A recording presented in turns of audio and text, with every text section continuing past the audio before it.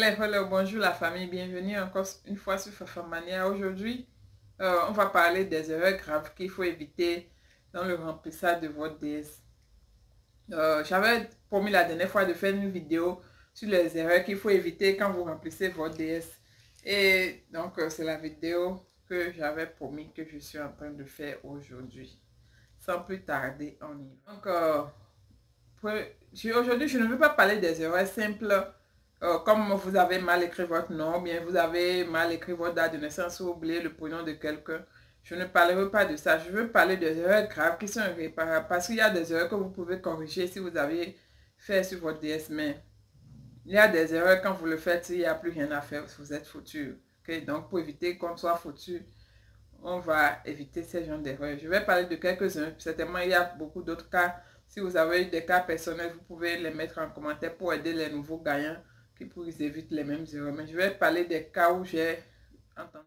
La première chose, supposons que vous avez joué célibataire, que vous avez gagné à la loterie Visa et que c'est le moment de remplir votre DS. Mais entre-temps, vous avez rencontré une copine et que vous dites, je n'ai pas envie de partir seule avec elle, donc j'aimerais partir avec elle. Et pourquoi ne pas l'ajouter à votre DS et que vous décidez de faire le mariage? Je vous déconseillerais cela. Ne faites pas de mariage après que vous ayez gagné, soit disant que vous voulez amener votre conjoint. Je vous conseille plutôt de continuer la procédure tout seul, remplissez le DS tout seul jusqu'à l'interview. Quand vous aurez votre visa, que vous serez ici aux États-Unis, vous pouvez faire ce qu'on appelle le regroupement familial pour faire venir votre conjointe. C'est plus prudent ainsi. Parce que quand vous faites le mariage après le gain, il y a eu tellement de fautes que les gens sont tellement réticents et ils font trop d'enquêtes. Votre demande de visa va prendre trop longtemps. Il y aura trop de questions, trop d'enquêtes, ils vont vous demander trop de preuves. Et je suppose que vous ne voulez pas prendre ce risque-là. Donc pour éviter cela, si vous avez joué célibataire, ne faites pas de mariage, continuez tout seul jusqu'à l'interview, ayez votre visa et après vous pouvez faire venir votre conjoint. Secondo, supposons que vous avez joué célibataire, alors qu'entre-temps vous aviez des enfants, peut-être vous avez eu des enfants avec une femme et que vous n'êtes pas peut-être ensemble et que vous n'avez pas mis l'enfant dans votre en jouant et que vous avez joué tout seul. Voilà, les résultats sont sortis, on dit que vous aviez gagné. Vous vous dites, oh gosh, je vais amener mes enfants, je ne veux pas partir seul, bien je peux ajouter mes enfants. N'ajoutez pas vos enfants. Continuez la procédure tout seul jusqu'à la fin. Quand vous avez votre visa, que vous serez sur le territoire américain, vous pouvez maintenant lancer ce qu'on appelle la procédure de regroupement familial. Parce que si vous aviez des enfants avant de jouer, que vous n'avez pas mis vos enfants dans le jeu, c'est risqué. C'est comme une faute. Donc votre visa sera automatiquement rejeté. Donc je vous conseillerais de laisser les enfants tranquilles et de continuer la procédure seule jusqu'à ce que quand vous aurez votre visa, vous serez ici, vous pouvez les faire venir. Après, c'est une procédure qu'on appelle le regroupement familial. Ça prend un peu de temps, mais de toute façon, ça se fait. Dès que vous êtes là, vous pouvez faire venir votre famille et votre femme, votre enfant, tout ce que vous voulez avec votre green card. Le troisième cas, c'est un peu similaire à ce que je viens de dire. Supposons que vous êtes marié et que vous avez joué en couple et que vous avez oublié les enfants. Laissez les enfants tranquilles ou continuez en couple simplement jusqu'à ce que vous aurez votre enfant. Si entre-temps vous avez joué, que entre le temps où vous avez joué, après le jeu et les résultats, il y a eu un enfant, vous pouvez ajouter cet enfant à votre DS. Mais si l'enfant existait avant que vous ayez joué, laissez l'enfant au pays, continuez la procédure tout seul en tant que célibataire. Même à l'interview, si on vous demande, avez-vous des enfants? C'est non. On vous demande, êtes-vous marié? Si vous n'êtes pas marié, ou bien si vous étiez marié, vous avez oublié de mettre votre femme, mettez, c'est non. En tout cas, c'est ce que vous leur dites, c'est ça qu'eux savent. Si vous ne leur dites pas quelque chose, ils ne sauront pas.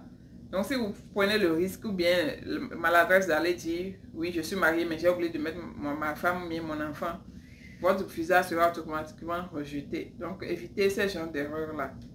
Vous êtes en train de remplir votre DS et qu'entre-temps, vous avez oublié de mettre, vous avez mal mis le nom, bien vous avez mal écrit la date de naissance de votre femme, bien d'un enfant. C'est une procédure tout simple pour corriger cela. Si vous avez déjà envoyé votre DS, il suffit d'envoyer une lettre au KCC ou au MVC pour dire de débloquer votre DS et ils vont vous débloquer ça, vous allez corriger vos erreurs. Mais sachez une chose, ces gens-là, ils ne fassent rien du tout. quand vous envoyez votre DS et que vous demandez à débloquer, vous corrigez. Tout ce qui était là et que vous avez corrigé, l'ancien est là et le nouveau est là. Le consul verra tout. Donc, s'il y a, par exemple, vous avez mis j'étais marié et que vous débloqué pour mettre célibataire, il saura, il va vous poser des questions et ça peut rejeter votre dossier. Donc, évitez des erreurs simples. C'est pour ça que je disais dans ma dernière vidéo de prendre le temps de remplir votre DS. Ne vous précipitez pas parce que c'est dans la précipitation, on fait des erreurs. J'ai un autre conseil à donner. C'est que si vous voulez remplir votre DS et que vous ne comprenez pas l'anglais, cherchez quelqu'un qui comprend l'anglais, que vous assistez à remplir. Maintenant, bon, si vous ne connaissez pas quelqu'un dans l'immédiat, cherchez quelqu'un que vous pouvez payer. C'est pas que vous payez pour jouer ou bien vous payez pour la DV, non. Vous payez pour quelqu'un, pour ses services, pour vous assister, vous comprenez?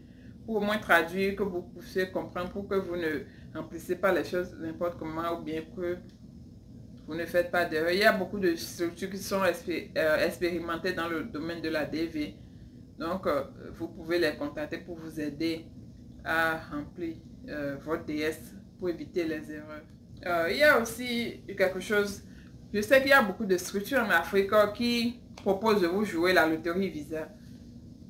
C'est vrai, la loterie est gratuite, les gens disent c'est gratuit, vous ne devez rien payer et tout. Moi, je sais que je suis d'accord, c'est gratuit, mais je me dis si tu ne maîtrises pas la technologie et qu'il y a des gens qui sont expérimentés, qui te demandent 1000 francs ou 2000 pour 1000 francs CFA ou 2000 CFA, bien sûr, pour t'aider à jouer, pourquoi pas.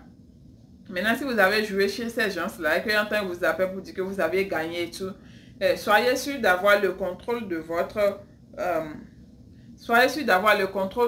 DS. Parce que parfois, il y a des personnes mal intentionnées qui vous disent, ok, on va te suivre la procédure jusqu'à la fin, tu dois payer tel montant et tout.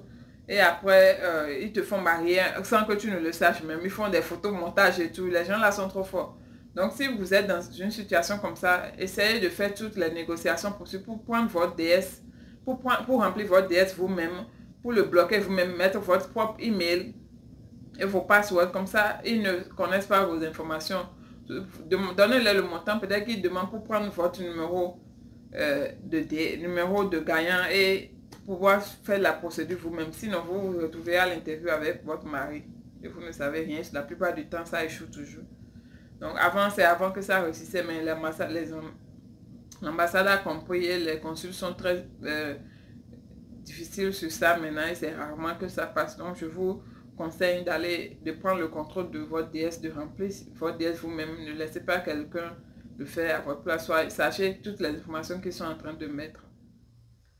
Bien sûr, si parmi vous qui me écoutez, s'il y a des cas, des gens qui ont eu l'expérience, des cas différents, les gens qui sont allés, ont fait des erreurs dont je n'ai pas parlé, vous pouvez mettre en commentaire. Cela aidera d'autres, les nouveaux gagnants qui ne savent pas encore grand chose à éviter les mêmes erreurs que vous. Donc, je vous conseille vivement, qui que ce soit qui voit cette vidéo, de partager avec vos amis. Comme ça, si les gens qui ont des expériences peuvent partager leurs erreurs, bien les trucs qu'ils ont eu à faire pour éviter que les mêmes erreurs ne se reproduisent. M'avoir suivi, c'était tout pour ma vidéo d'aujourd'hui. On se voit une prochaine fois pour une autre vidéo. Merci. Bye.